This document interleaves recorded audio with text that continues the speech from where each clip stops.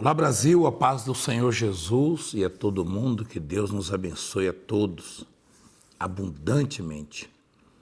Quero mandar um grande abraço para Angola, Luanda e todas as províncias de Angola, as autoridades, o povo de Deus, bispos e pastores. Convidar você para estar conosco domingo. Domingo vai ser especial, às 10 da manhã, no estacionamento ali da nossa cidade mundial de Angola. Uma multidão buscando, adorando, glorificando e recebendo favores de Deus, milagres de Deus, tá bom? E aqui em São Paulo, simultaneamente, também já a imposição de mãos, logo pela manhã. 10 da manhã lá, são 6 da manhã aqui, será transmitido, passado no telão, chega mais cedo, ou em casa mesmo você assiste. Domingo vai ser importante, e lá em Angola nós vamos subir o monte para orar. Lá estaremos subindo o monte também, como os bispos aqui no Brasil. Vamos falar com Deus agora, prepara o seu coração, pega um copo com água aí onde você estiver, se puder, e vamos orar. Nosso Deus, Pai Todo-Poderoso, nós entramos na Tua presença em oração, em o nome do Teu Filho amado, nosso Senhor e Salvador Jesus Cristo.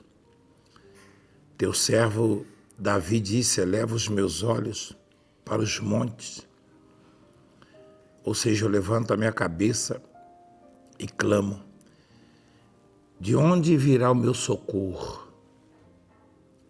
Ele tinha muitos recursos, Pai, econômicos, bélicos. Ele tinha muitos conselheiros, muitos soldados, um exército gigantesco a seu favor. Mas reconheceu que ninguém pode socorrer o homem nos momentos difíceis, mais difíceis da sua vida. Teu servo Davi era infinitamente maior que nós. E ele declarou: meu socorro vem do Senhor que fez os céus e a terra. Se o socorro de Davi só podia vir do Senhor, imagina o nosso, que somos tão pequenos, insignificantes, e tão massacrados neste mundo, Pai, cercados por todos os lados, pela justiça dos homens, pelos que não gostam da Tua obra, não gostam do Teu nome. E eu estou pedindo socorro ao meu Deus, socorro para a Tua obra, para nós, para o Seu povo, socorro para aquela mãe que está com o filho nas drogas, a filha se envolvendo com más companhias, filho doente no hospital, um filho preso.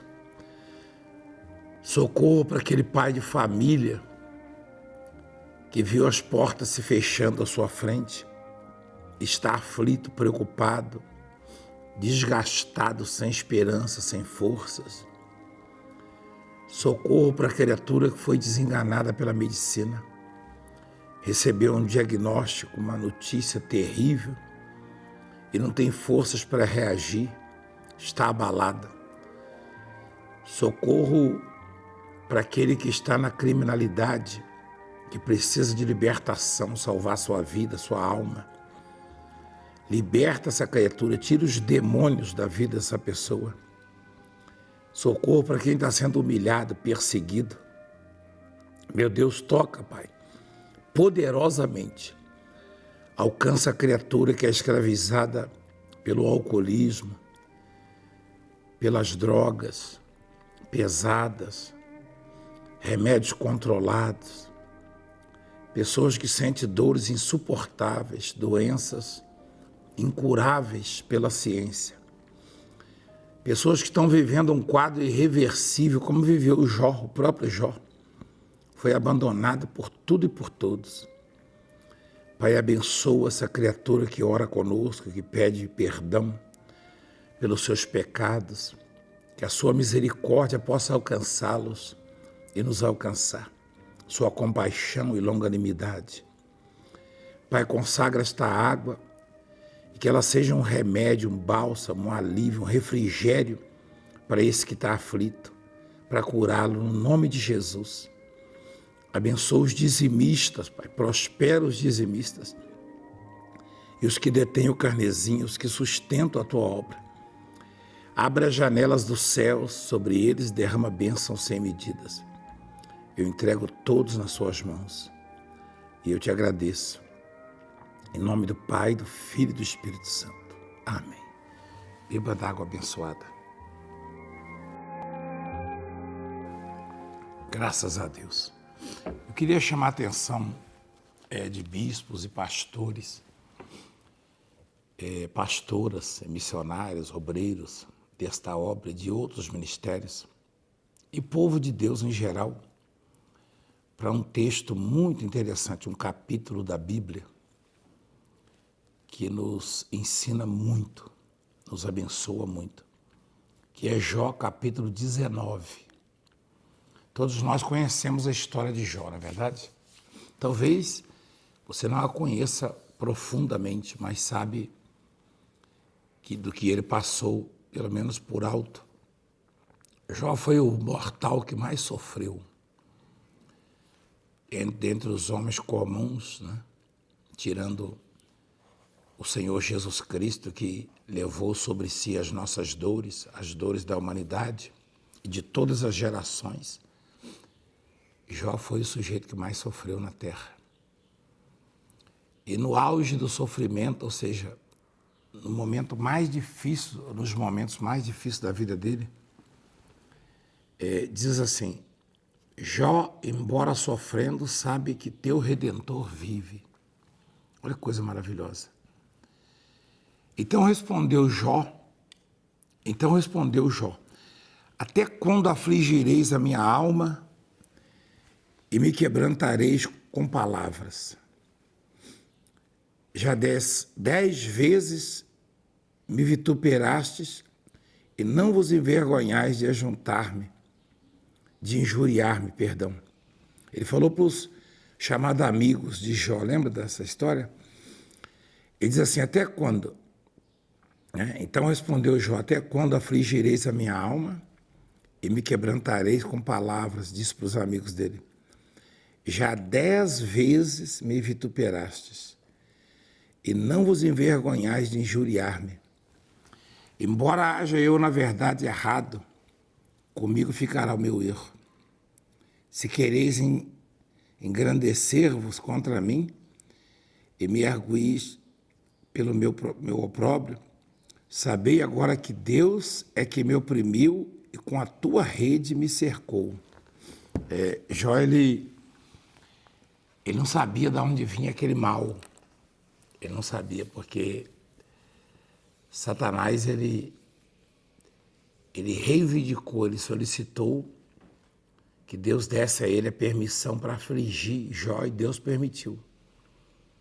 Deus não tenta ninguém com o mal, diz a palavra, não. Ele permite que passemos por situações difíceis. Aliás, a fé só tem valor quando provada, né? E quando estamos em alta, quando estamos bem, a nossa fé não tem valor. Agora mesmo, se você está aflito, preocupado e vivendo uma fase ruim da vida, difícil, é que a sua fé terá valor se você não desistir, não esmorecer, não parar. Se você não se desesperar e for em frente e orar, e clamar e buscar a Deus, aí a sua fé terá valor, muito valor. E Deus vai recompensá-la. Então Jó, no pior momento da vida dele, ele pergunta para os amigos, vocês vão me afligir até quando? Vocês vão me injuriar até quando? Até quando? Se eu errei, o meu erro vai ficar comigo, não vou dizer para vocês. Ele disse, se vocês querem saber, Deus é que me cercou, Deus é que fez isso comigo. Ele não sabia que vinha de Satanás aquele sofrimento, aquele mal. Na verdade, o homem ele é ignorante, né? De um modo geral, o homem não conhece bem a vontade de Deus e a própria humanidade hoje, que está distante de Deus, atribui a Deus catástrofes e pandemias e pestes e moléstias e sofrimentos. Tem gente que chega a dizer, eu paguei todos os meus pecados com Deus, por causa do sofrimento, como se viesse da parte de Deus. No versículo 7 diz assim, eis que clamo violência, mas não sou ouvido. Grito, socorro, porém não há justiça. O meu caminho ele fechou e não posso passar. E nas minhas veredas pôs trevas, meus caminhos pôs escuridão.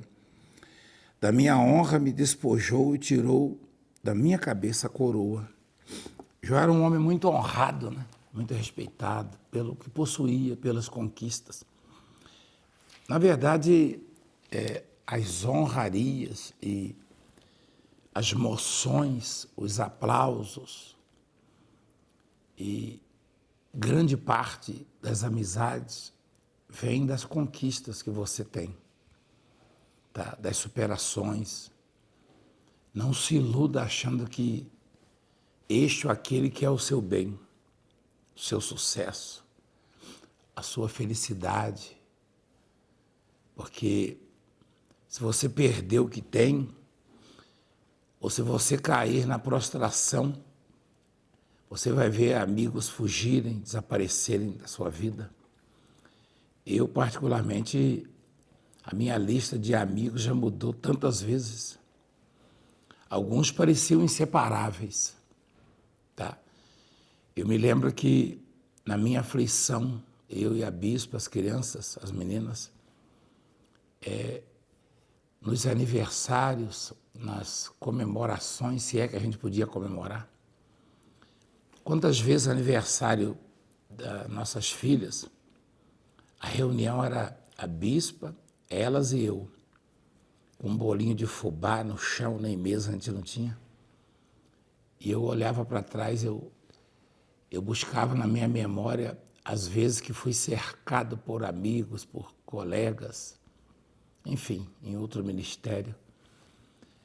E eu vim entender melhor essa passagem aqui de Jó, esse capítulo 19. Então Jó, ele estava no pior momento da vida dele, a esposa o abandonou, o humilhou, o desprezou, né? Você vai ver aqui a narrativa. Ele diz assim, eis que clamo, violência. Ele gritava que estava sendo maltratado, né? Sofrendo violência. Mas disse, eu não sou ouvido. Olha só.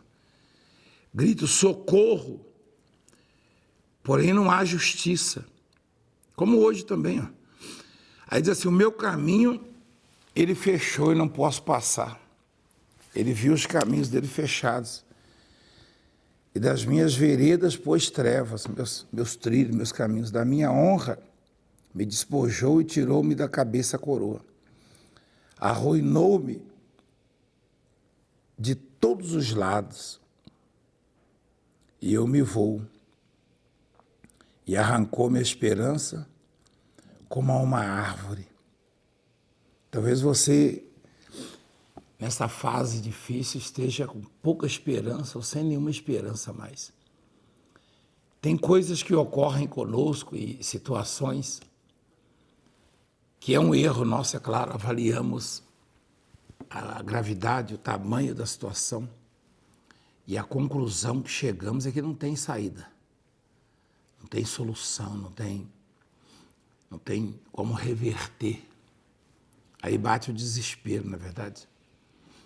É um erro porque quem dá saída é Deus. Quem luta por nós é Deus. Quem peleja por nós é Deus.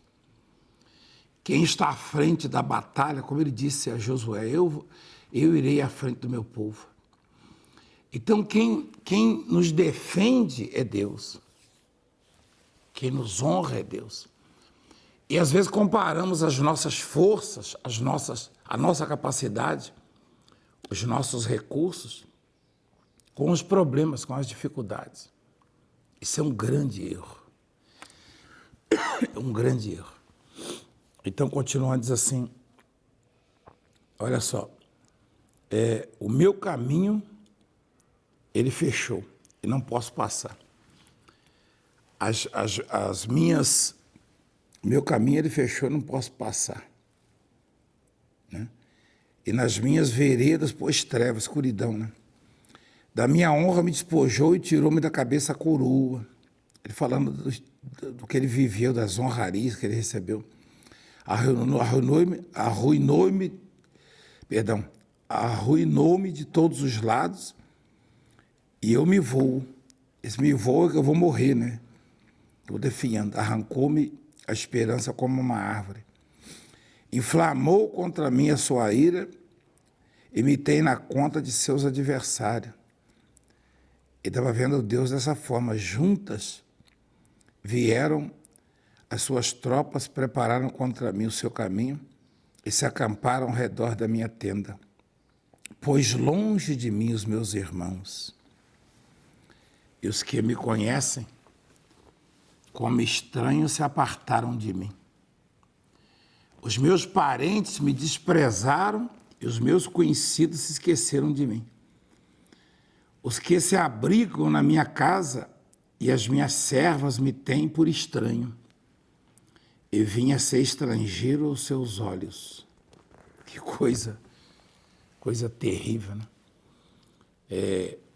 Jó foi um dos homens mais assediados e mais festejados do planeta, da história da humanidade, porque na primeira fase da vida dele, ele conquistou coisas grandiosas, fazendas, gado.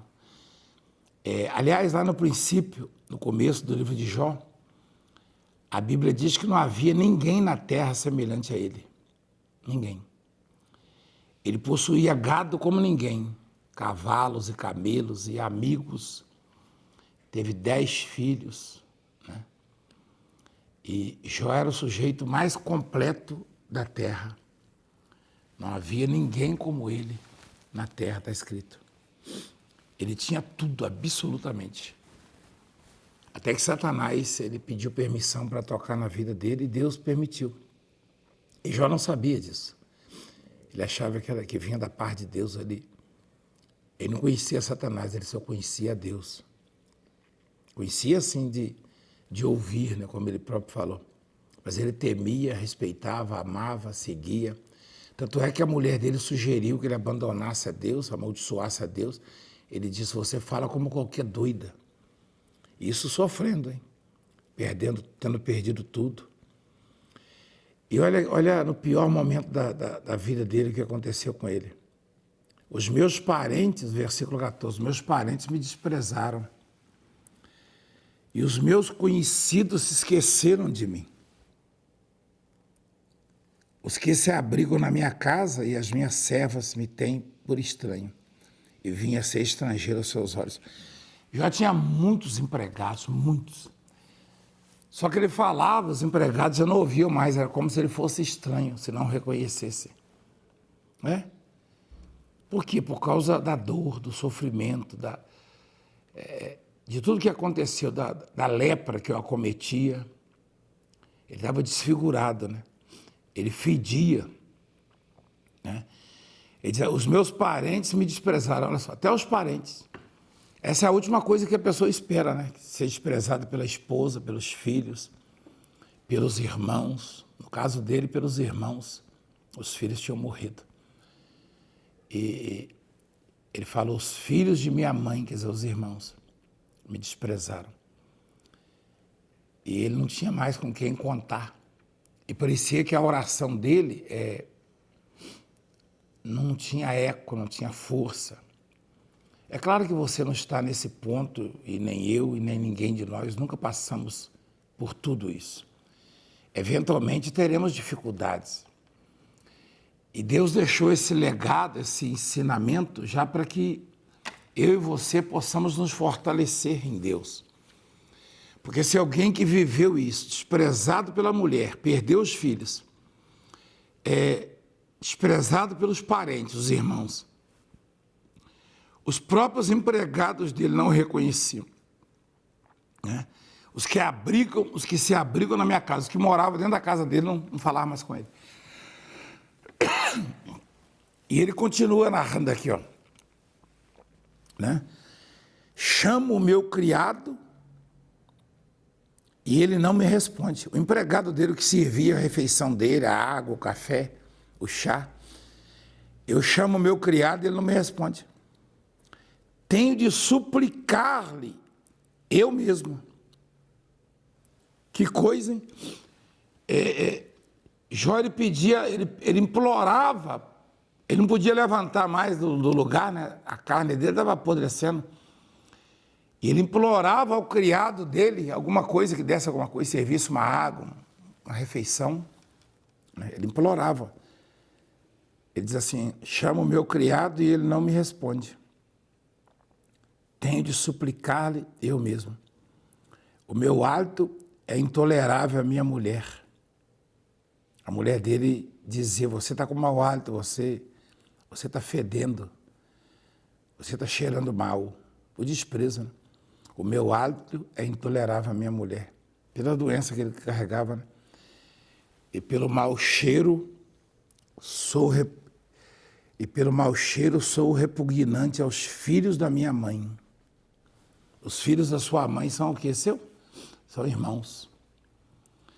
Como ele estava cheirando mal, né, o corpo dele, os irmãos não chegavam perto dele, as irmãs. Ficavam de longe. Sou repugnante, né? Ou seja, ninguém desejava estar perto dele, escutá-lo, ou fazer alguma coisa, servi-lo de alguma forma, não. Os próprios irmãos dele desprezaram, né? Assim a situação que ele chegou. Até as crianças me desprezam e zombam de mim. E querendo eu levantar-me, zombam de mim. Até as crianças me desprezam. E querendo eu levantar-me, zombam de mim. Como ele cambaleava, não tinha força para levantar, as crianças, os pequenos, zombavam dele. Todos os meus amigos íntimos me abominam. E até os que eu amava se tornaram contra mim. Os meus ossos se apegam à minha pele e à minha carne. E salvei-me só com a pele dos meus dentes. Só o esmalte, né, dos dentes. O resto ele perdeu tudo. E todos os meus amigos íntimos me abominam. Eu me lembrei de uma fase que eu e a bispa e as meninas passamos. Há muitos anos eu e ela ajudamos um advogado nosso a se tornar deputado estadual no estado de Pernambuco. Muitos e muitos anos.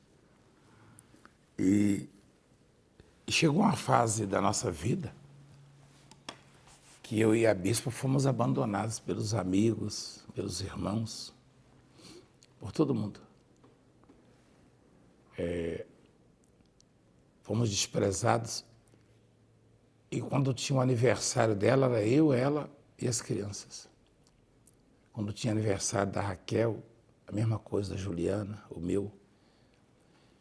E a gente não tinha como festejar. Tinha uma panela com um fogãozinho de 2 bocas, uma boca estragada. E quem estava conosco, até nos deixar também, ela fazia primeiro o arroz, depois fazia o feijão, depois o macarrão, quando tinha alguma coisa. Às vezes fazia o arroz, depois fritava o ovo, que é o que a gente tinha. Uma das fases desse ministério, Igreja Mundial do Poder de Deus. Alguns dos amigos íntimos foram embora para outra igreja, para outro ministério. Graças a Deus, alguns estão conosco hoje. Mas desses, né? Só que foi difícil. Claro que não se compara a vida de Jó de jeito nenhum. Perto de Jó, a gente vivia no paraíso. Mas eu me lembro que a bispa às vezes estendia o lençol da cama no chão, porque este que nós ajudamos a virar deputado, ele viu a nossa situação, emprestou um apartamentozinho dele para a gente não ficar na rua. A gente não tinha como pagar aluguel. Só que estava caindo o reboco, aí caía em cima da gente na sala, caía. onde ele estava dormindo, o colchão era forrado no chão, colchãozinho. E eu entendia bem essa passagem, eu olhava assim à volta e falava, meu Deus, eu tinha tanto amigo, quando eu estava no outro ministério, mas tanto amigo. E eu engordei, eu me lembro na época de tanta festa, churrasco e bolos, né, aniversários. Tinha alguns que eu falava assim, esses aí nunca vão nos deixar. Mas nós chegamos a um ponto que a gente não tinha nada para oferecer mais. E eles se foram. Então eu pergunto a você, vale a pena você deixar Deus de lado por causa de amizades? Vale a pena você desprezar Deus ou achar que está garantido com seus amigos, com os colegas, ou com o seu sucesso hoje, com os bens adquiridos? Não, não vale a pena. Porque com tudo isso, Deus não nos deixou, não nos abandonou. E o resultado você vê hoje. Nós perseveramos na fé, nós lutamos, nós íamos às comunidades, às favelas, evangelizar os hospitais. E formou. Hoje é fácil você ouvir imprensa, os canais de YouTube por aí, as pessoas dizerem o carro do Valdemiro é assim, a casa onde ele mora, as filhas do Valdemiro. Só que na época ninguém chegava nem com um bolinho de aniversário para minhas filhas. Então, é claro que não se compara nem o meu, nem o seu sofrimento com o de Jó. Nós vamos chegar onde eu quero, onde você quer. Olha que coisa extraordinária foi a vida desse homem, a transformação dele. Ele chegou a dizer, o meu hálito é intolerável à minha mulher, e pelo cheiro, pelo mau cheiro, sou repugnante aos filhos de minha mãe, aos meus irmãos, né? Até as crianças me desprezam e querendo eu levantar-me, zombam de mim. Todos os meus amigos íntimos me abominam. E até os que eu amava se tornaram contra mim. Os meus ossos se apegam à minha pele e à minha carne, e salvei-me só com a pele dos meus dentes, o esmalte dos dentes.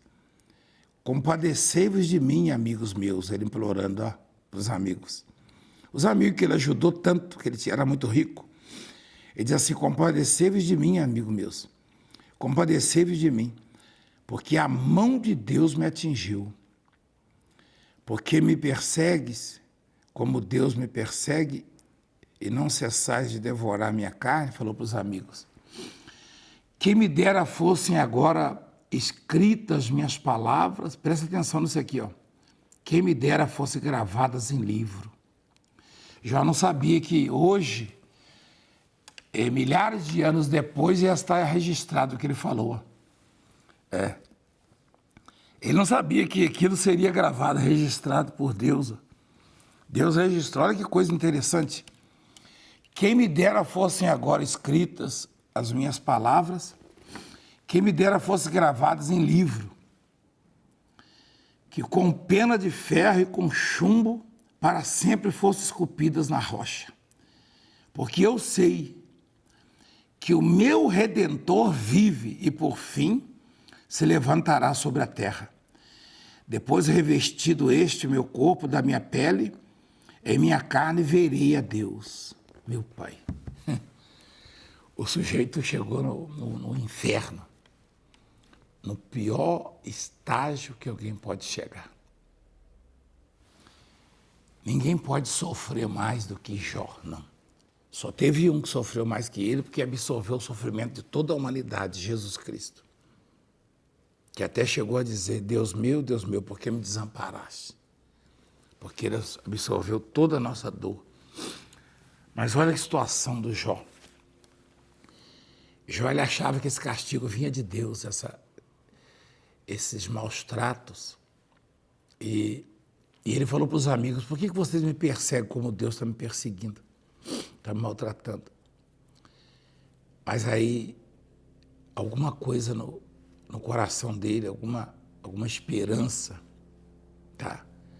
Algum sentimento nobre, extraordinário, surgiu. E ele disse Tomara que seja registrado isso que eu estou falando, quem me dera.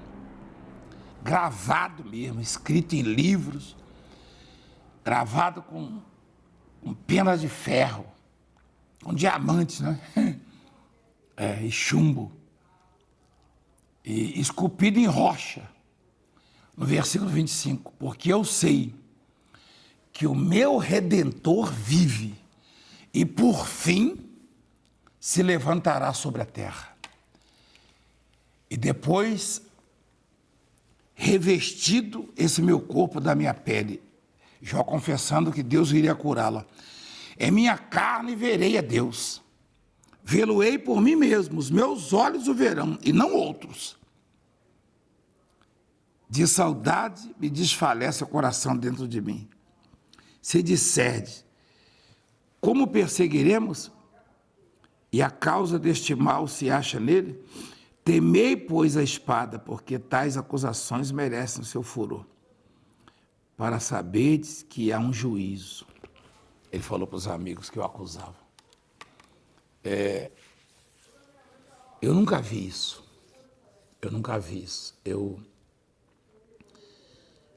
Eu tenho meditado nessa palavra e é o que me dá força, é o que me fortalece com tantas injustiças e processos e tentativas por parte daqueles que não gostam da obra, não gostam de Deus. Mas aí eu vejo o sofrimento de Jó e a sua vitória. Olha que coisa. Jó estava no limite das dores, de tudo, do sofrimento. E ele disse, ele confessou no coração dele, eu sei que o meu Redentor vive. Eu bem sei que o meu Redentor vive e que por fim se levantará sobre a terra. Ele quis dizer o seguinte, eu sei que Deus vive, que Deus é. E a qualquer momento ele vai se manifestar na minha vida e vai revestir a minha pele de volta. Estava todo ferido da cabeça aos pés. Na verdade, ele não pediu muita coisa para Deus aqui, ele pede só a cura, a saúde de volta. Né? Aí no capítulo 42, eu quero mostrar para você o que aconteceu depois dessa confissão dele. Né? Olha que coisa extraordinária. Jó 42, 10, diz assim, ó, Deus restaura a prosperidade de Jó. Mudou o Senhor a sorte de Jó quando esse orava pelos seus amigos. Naquele estágio ele orou pelos amigos que estavam contra ele. E o Senhor deu-lhe o dobro de tudo que antes possuíra. Então vieram a ele todos os seus irmãos e a todas as suas irmãs, os que desprezavam ele. E todos quantos Dante conheciam. E comeram com ele na sua casa. Aí... Né? Assim abençoou o Senhor o último estado de Jó, mais do que o primeiro, porque veio a ter 14.000 ovelhas, 6.000 camelos, 1.000 juntas de bois para trabalhar, para alugar para os outros. Também teve outros 7 filhos e 3 filhas. Puxa vida, Jó, ele no primeiro estágio era o homem mais completo da terra, como foi narrado aqui. Aí pegou aquela doença, tudo que aconteceu com ele, desprezado pela mulher, por causa do hálito, pelos amigos, por causa do mau cheiro. E um dia ele, com aquela dor toda, com aquela lepra, infecção no corpo, resolveu orar por aqueles amigos que estavam acusando ele de pecado. Amigos da onça. Quando ele estava orando pelos amigos, Deus veio, como ele confessou, lá no capítulo 19, eu sei que o meu Redentor vive e por fim vai se levantar na terra. Dito e feito. De repente você está num momento difícil da sua vida, doloroso mesmo. Um momento de angústia, de desprezo, de portas fechadas. Mas se você confessar que o seu Redentor vive e buscá-lo, ele vai se manifestar. Eu tenho certeza disso. E aí, por fim, ele se manifestou. E Jó, ele já era o mais rico antes, quando perdeu tudo. Só que o dobro do que ele possuía antes, Deus deu a ele. Antes da doença chegar, do desprezo, do sofrimento, da pobreza, da miséria, ele era rico. E depois disso, como ele não desistiu de Deus, mesmo achando que aquilo tinha vindo da parte de Deus, ele chegou a dizer, foi Deus que deu, ele pode tirar, ele que manda, a vida dele. Eu nasci nu, eu posso voltar nu. E todo mundo nasce nu mesmo. As primeiras roupinhas a gente recebe de graça. Ninguém entende isso. Todo mundo nasce nu. As fraldas, o talquinho, sabonetinho, tudo vem de graça. Ah, mas os meus pais que me deram. É quem deu para eles? Aos pais dele, quem deu para os pais dele? Você vai chegar em Deus. Entende o que eu estou falando? Quando eu nasci, quem me botou o talquinho, a fraldinha, a roupinha foi minha mãe. Mas quem deu para ela? A mãe dela, mas quem deu para a mãe dela? Se for buscando, ele vai chegar em Deus. Porque Deus é quem dá tudo. Foi Deus que deu minha mãe e meu pai. Infelizmente, eu os perdi ainda moço. Aliás, minha mãe eu era menina, eu tinha 12 anos. Mas eu fui acolhido, adotado por Deus. A conclusão de tudo isso é que Deus não despreza, Deus não abandona, Deus não deixa de atender, não deixa de ouvir, de socorrer. E depois Deus restaurou a sorte de Jó. Ele viveu mais 140 anos. Depois, na riqueza, ele viveu... Eu me lembro que lá na roça, meu pai tinha um amigo que era compadre também, padrinho de um dos meus irmãos. Ele ganhava a vida dele com 2 juntas de boi, com 4 bois, ele alugava para os vizinhos. A gente mesmo ia lá atrás dele. Se os bois estão desocupados, era por hora. Ele tinha um arado, os bois. Jó vai ter 1.000 juntas de bois, 2.000 bois que ele alugava naquela época. Era podre de rico. No final das contas, tinha 1.000 juntas de bois. Uma junta são 2 bois. 1.000 juntas de bois são 2.000 bois. O mundo inteiro se valia dos bois. Jó não precisava fazer mais nada na vida. Tinha 14.000 camelos, um camelo só alugado. Um camelo vale mais do que uma junta de boi alugada. Eu vejo até hoje em Israel. O camelo atravessa o deserto com mudanças das famílias. Então, como Deus é bom. Como Deus gosta de nós, como Deus gosta de você. Deus nos deu essa palavra hoje, tá? Para nos abençoar. Não abra mão da sua fé, da sua esperança, da sua comunhão com Deus. Eu queria fazer um apelo hoje, diante dessa fala que Deus nos deu, que Deus falou conosco. Eu queria convidar você a aceitar Jesus Cristo, o Deus vivo, o Redentor na sua vida, como único Senhor. Acima de amizades, de irmandade, de tudo. Botar Deus acima da sua mulher, do seu marido, dos seus filhos, dos seus irmãos, de tudo. Dos seus amigos, do dinheiro, das conquistas, dos bens. Põe Deus acima de tudo. De tudo. Aceita o Senhor na sua vida, de todo o seu coração. Diga, Senhor, eu te recebo por meu Salvador. Por meu Deus, eu não abro mão da minha fé. Em nome de Jesus. Amém? Domingo estaremos em Angola, aqui o Bispo Mauri, equipe, Bispo França, todos aqui, e aqui no Brasil os bispos, você vai acompanhá-los. Se você quer se tornar um dizimista fiel dessa obra, ajude essa obra, esse ministério. Ajude essa obra. Deus abençoe e até lá em nome de Jesus.